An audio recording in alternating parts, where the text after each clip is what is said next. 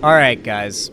As you all know, back in the day, I used to be quite the stoner. I used to love myself some weed, and boy did I grow a powerful, unstoppable tolerance from weed, just from, you know, constantly being stoned all the time. I really enjoyed it. I eventually got into the habit of setting myself a rule of not getting stoned until after 4 or 5 p.m., kind of like the not drinking till after 5 p.m. rule, and I found that was actually really nice. Like, whenever it was a tolerance break that was tolerable, you know? And it actually took a pretty strong effect, and if you keep to it, you never really end up developing much of a tolerance, and so I ended up going with that rule. Yeah, 4:20 p.m. rule. Thank you, Smiley Phantom. But unfortunately, around a year ago now, when I decided I wanted to potentially buy guns and get into firearm stuff, you might know that it's actually illegal to be a weed smoker and possessor and to have guns, even in states where weed is legal. So before I could go and get guns, I had to stop smoking weed and make sure I had gotten rid of all of it, like all my old carts and stuff like that. And so I had to quit smoking weed just to be able to become a gun guy. And that's, you know, kind of sad. I miss weed a lot. I really do, because weed's not federally legal. Or federally legal. And that is why, despite it being legal in my state, it's a felony to have guns and weed.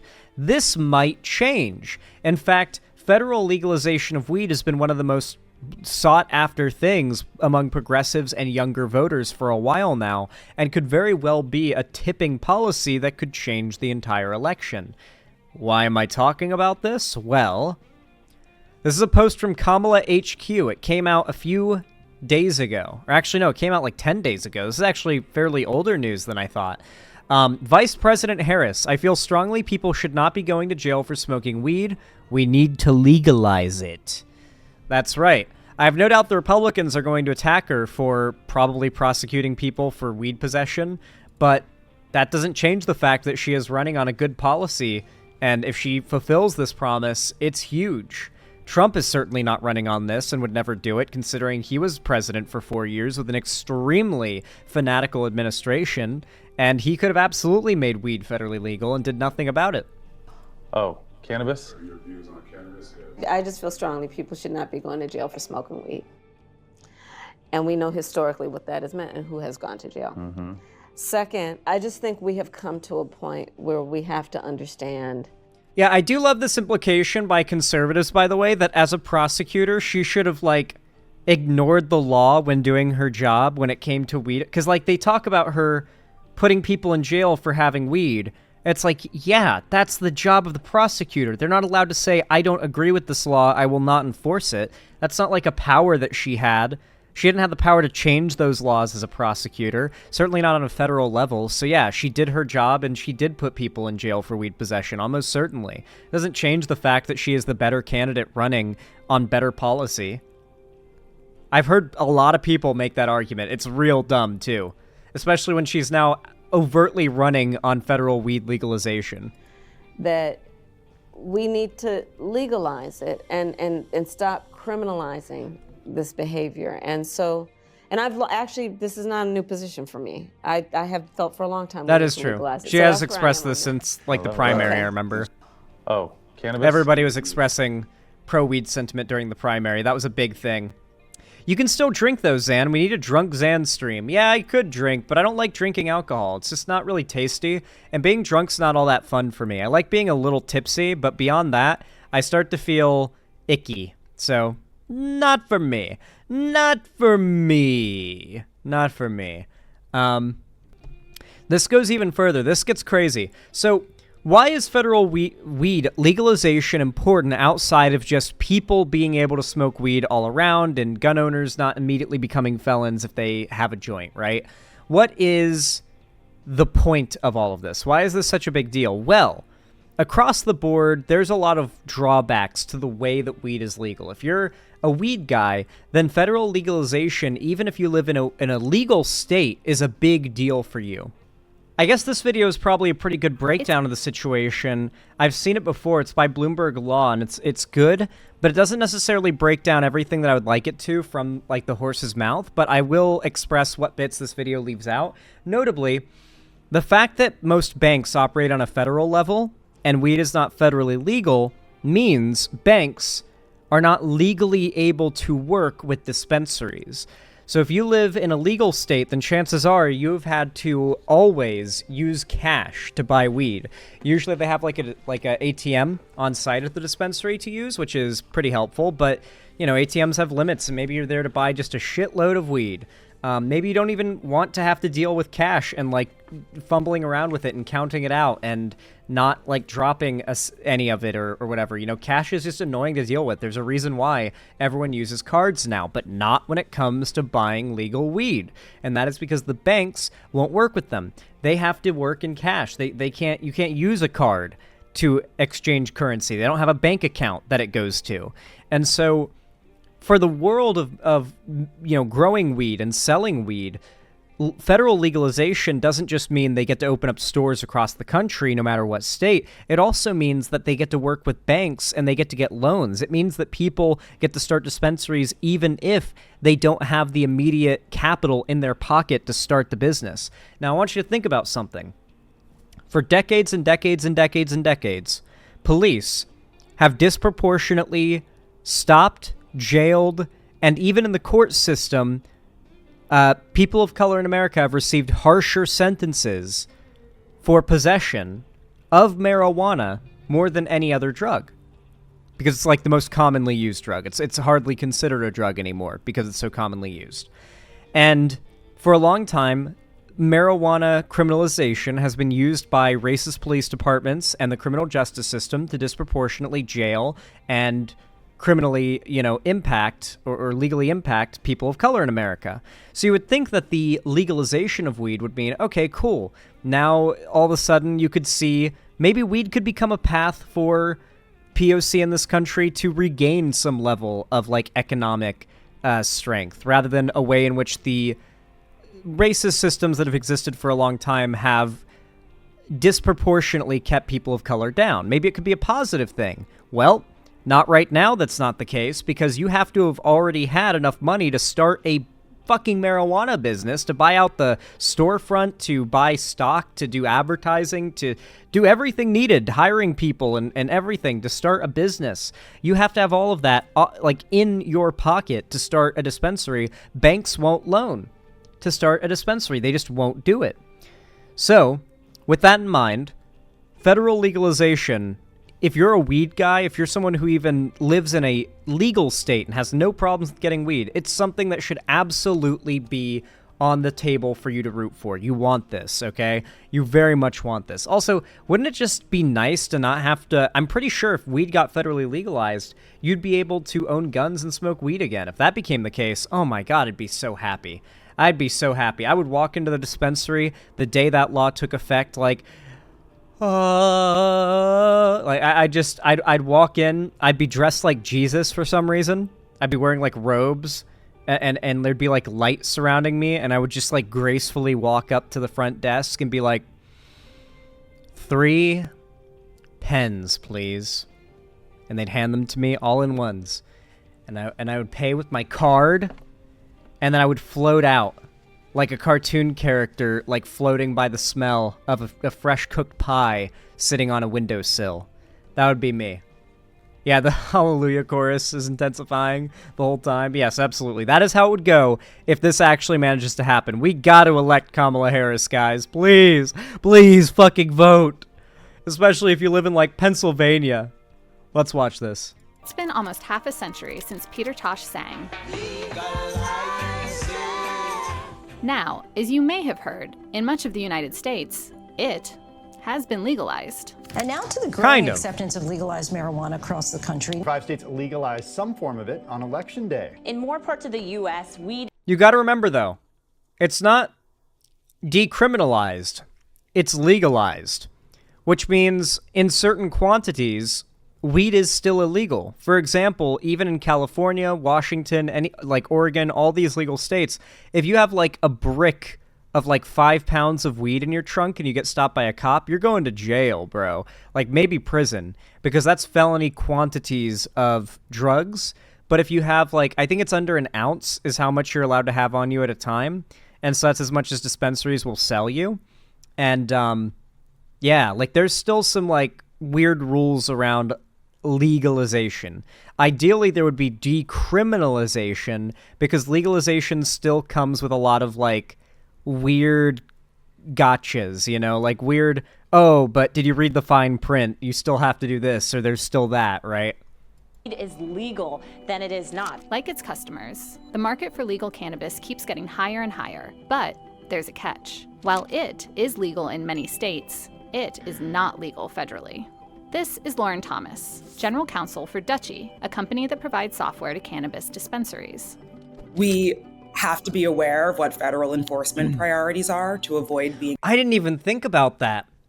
Yeah, it's possible that those apps and those other companies that like Weed Maps is a popular one that's used to find like dispensaries and deals like with like a map around you.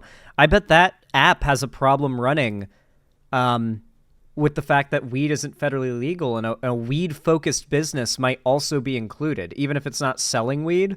If it's like focused on weed in some way, it might also fall into those rules. Maybe not, though.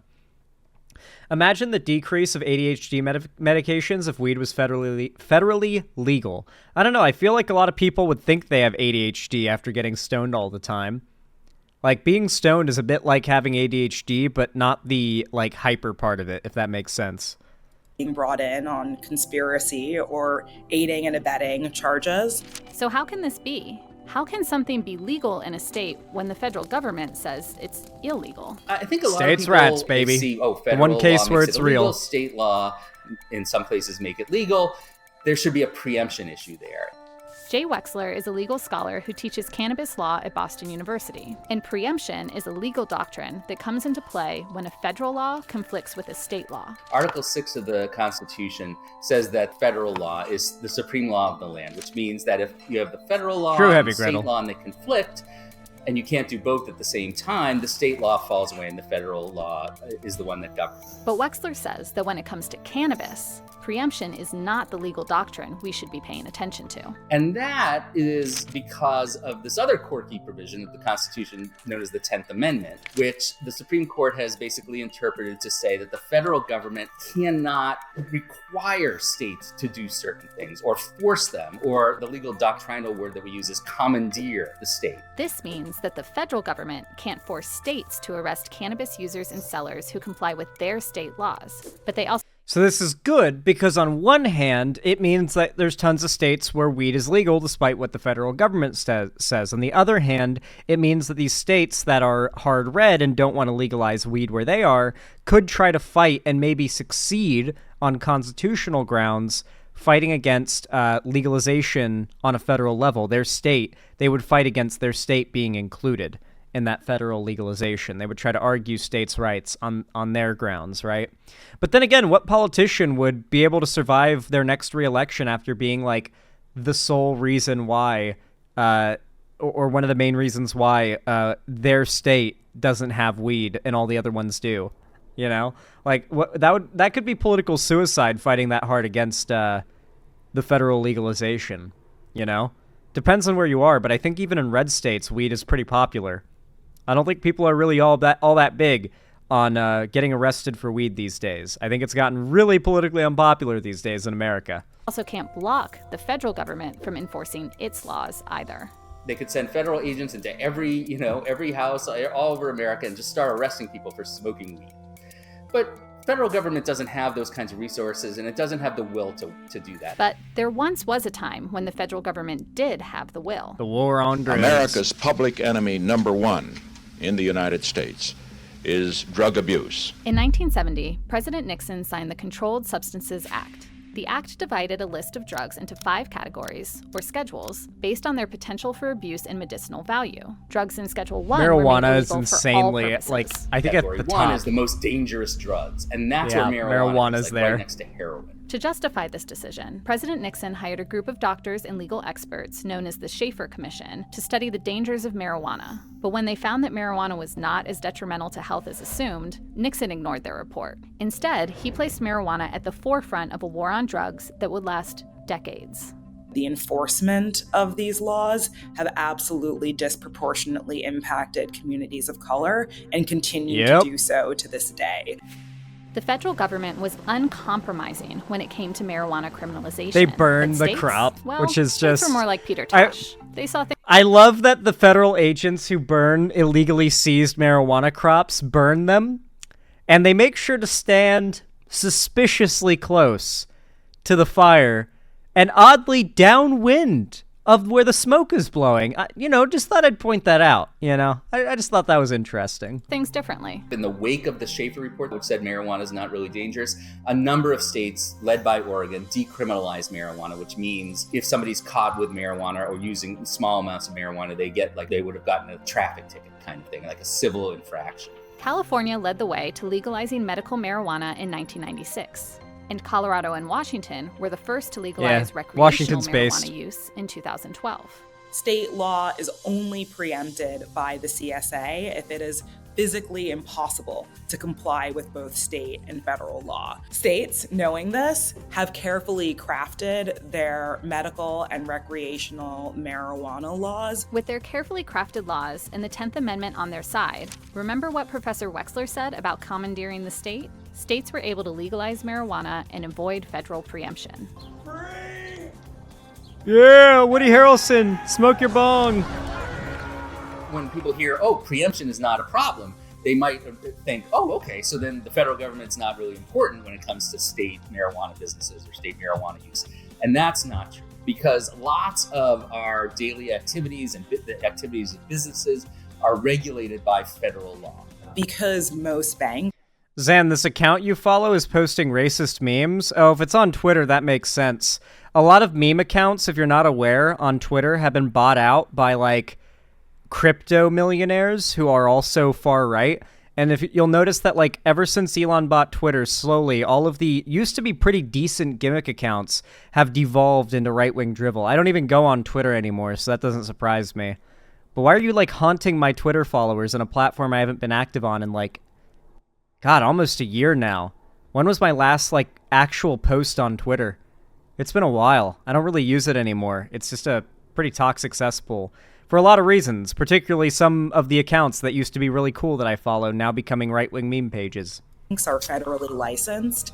They are very hesitant to support even non-touching businesses like Dutchies because they don't know when federal enforcement could prevent them from continuing to service the industry. Without access to banks, cannabis companies operate largely on cash and are unable to access basic financial services such as loans. And then there are taxes. The federal tax code has a provision 280E, which say 280E to any marijuana lawyer or any marijuana business person and they go, I hate that thing, right? Because what 280E does is it says that drug traffickers, which includes, for federal law purposes, marijuana businesses, cannot deduct the ordinary business expenses that a typical business can deduct. This includes salaries, rent, software costs. So they operate only deduct the costs of goods with a sold. massive loss from Banking and tax are maybe the taxes. biggest issues, but there are all sorts of other areas which are important too. Which, to be fair, has been one of the biggest motivating factors for states to legalize weed, because the amount of taxes pulled off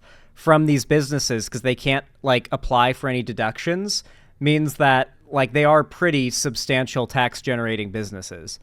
That is a pretty nice little side effect. It has led a little more political willpower to weed legalization in a lot of these states. But it's also not a good thing, and we want Kamala Harris to federally legalize it, because these issues are real problems. If any of you guys are Americans in legal states that smoke weed, you know how annoying these things are. Cannabis companies cannot take advantage of federal bankruptcy law if they go bankrupt, which many of them do. The U.S. Patent and Trademark Office will not grant trademarks to companies that are doing illegal things. Most technology businesses rely a lot on H-1B visas to bring in incredible engineering and technical talent from around the world. From the federal government perspective, coming to the states to work on cannabis is the same as coming to the states to sell heroin. Despite the complex matrix of laws under which cannabis to work has been in the legalized, business. The industry continues to grow. And there are some signs that things may eventually change at the federal level, including a push to allow cannabis companies to access banking services and to be taxed like other businesses. These failed, unfortunately, but federal legalization pushed for by the president could very well be what we need to push things over, to hit that tipping point and reach that federal weed legalization headline that we're all yearning to see. Even if you don't smoke weed, you want to see it. It's just objectively a smart and good thing for this country to do. It's like, it's the next step. Let's be real. A $17 billion industry that doesn't have access to financial services. It's an invitation to money laundering, to theft, to tax evasion. True. In addition, a lot of... True, yeah. Honestly, yeah. The federal legalization would mean like a larger amount of well-funded institutions that operate on the federal level being able to oversee these industries. And right now it's just state-based, which is, you know, good, but... Man, if the federal government was able to apply its same standards and level of control over the weed industry legally, that would be great. That would be awesome. That's better for everybody. Even if you don't smoke weed, you probably know someone that does. Do you want them treated like a criminal? Yeah, like, do you want your buddy who, like, occasionally smokes a joint with his friends to, like, go to prison and have his life ruined with a criminal record? Like... No one wants that. It's why, like, weed legalization is so popular. Federal legislation is aimed at providing more support for people of color, potentially requiring states to reconsider the convictions or expunge the records of people who had previously been convicted of marijuana-related crimes. I think that's an essential part of the restorative justice that needs to take place. Eventually, the federal government will stop this craziness and will take marijuana out of Schedule 1. And maybe, just maybe, a plea from a 1976 reggae song will finally be met. Legalize it. True. Yeah, very good video. I forgot that this one was actually a lot more in-depth than I remember, so I'm glad it was better than I remembered it being. It is a few years old at this point, but I'm glad to say that we now have a serious chance at full-on federal weed legalization coming out of this presidency. Like, if Kamala wins. Like, there are so many reasons we want Kamala Harris to win. And I feel like so often when we talk about politics and who we want to win, who we want to lose an election, it's about how bad the opponent is, how bad the Republican is, and how much we need to keep them out of office. But with the deep dives into policy we've been doing lately, I feel like it's not just about the fear of what will happen if you don't vote for Kamala Harris. I feel I've been able to give most of you guys a lot to be excited about to vote for. It's not just that you're afraid Trump will win, so you're like begrudgingly voting for Kamala Harris. It's if you actually deep dive onto the policy and everything, like a Kamala Harris presidency is going to be game changing for this country, legitimately. Biden's has already been. If Kamala Harris is even close to as progressive as him, if she's more progressive than him in policy, as she has been touted to be, it's a big, big deal. And then on top of that, you got to remember, if Trump loses, oh my God, do you remember how fun it was to laugh at the chuds while they melted down over Trump's loss? Yeah, they did Jan 6, and that was, you know, awful and scary and stuff. But even then, the only people who died were Trump supporters rioting on the Capitol who were shot by Capitol Police. So, you know, not really, like, no one innocent got hurt is what I'm saying, you know? And so effectively, I say no. I want to see the chuds mauled again. That shit was fucking hilarious. They're gonna be so mad when he loses again, and we need him to lose. Police died too. Like I said, no one innocent. Okay, no one innocent. I'm joking, or am I? Anyway, with that said, I hope you guys appreciated that segment. We got to legalize it, guys. Vote on that. You got to know weed is on the ballot. All right, vote blue down ballot, because not just the presidency, but the president's going to be very limited on what she can do. If Kamala Harris wins, if she doesn't win the House and the Senate, well, things aren't going to get through. If she doesn't win the House, if we don't win the House, then nothing gets through the House to the Senate. If we don't win the Senate, then anything that gets to the House dies in the Senate.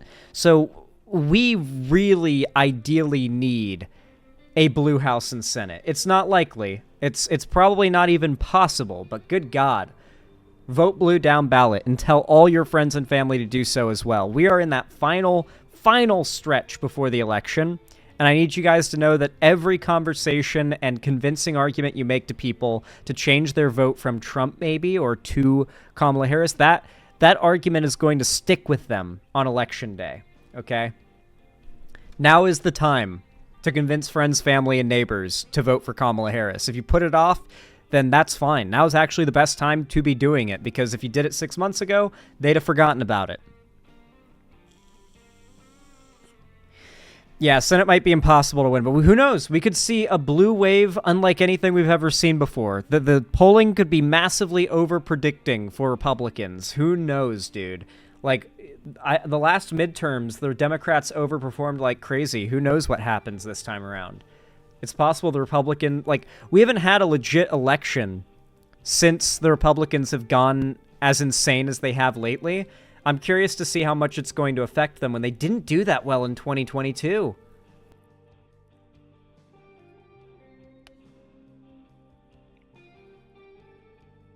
That was supposed to be a red wave year, and it didn't happen, yeah. So let's hope we don't see a red wave this year, just like we didn't see it 2 years ago.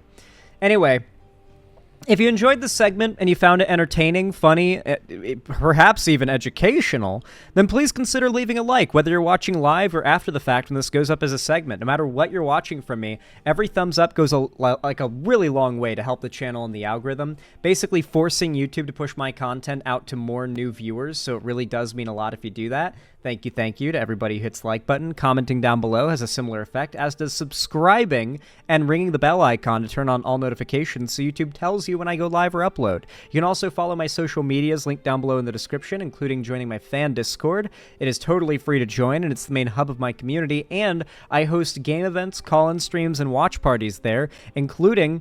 I'll be doing one tomorrow. We're going to be watching the first 3 episodes of Season 3 of one of the best shows I've ever seen, called From, simply F-R-O-M, From. And I hope to see you guys there tomorrow. It's going to be a fun time. And if you haven't already joined the Discord, you are certainly missing out, so hop on in there. Links down below. And finally, if you want to support me directly, financially, you've got the money for it, and you want to help me keep the lights on and a roof above my head here at the Xander Hall studio, then please consider donating, subscribing, or gifting a sub on my website, xanderhall.com/live, or supporting me through YouTube, Twitch, Streamlabs, Stream Elements, Patreon, or buying merch at the Streamlabs link down below. But regardless, even if you're just a silent lurker in the stream, I appreciate it, and I hope to see you again. Have a good one.